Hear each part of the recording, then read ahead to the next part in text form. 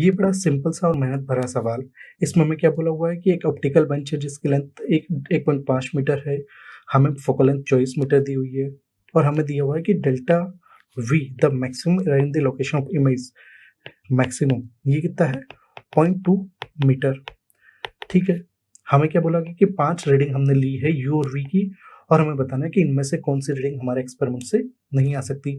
तो हमें यू और वी का पेयर दिया हुआ है और हमें एफ की वैल्यू 24 मीटर इस मिरर के लिए दी हुई है।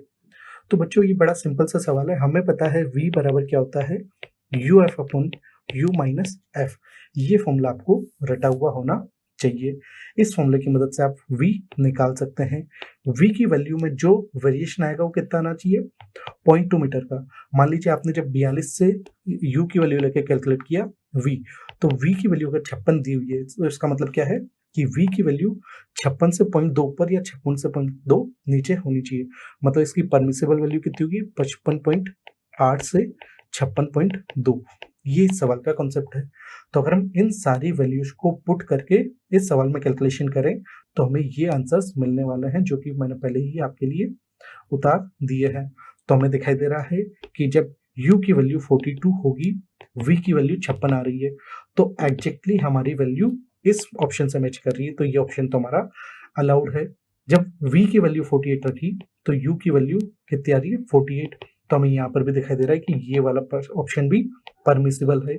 जब 66 u की वैल्यू रखी तो v की वैल्यू आ रही है 37.71, जबकि 66 के साथ यहाँ पर वैल्यू कितनी दी है 33।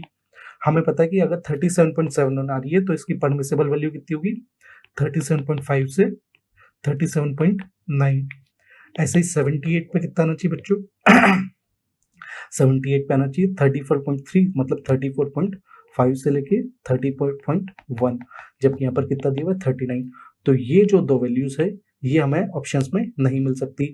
हमें कैन नॉट की ही बात करनी है, तो सी और डी को हम ऑब्टेन नहीं कर सकते इस एक्सपेरिमेंट से। तो हमारा आंसर क्या आ जाएगा, answer should be Calcutta and Delhi. Thank you.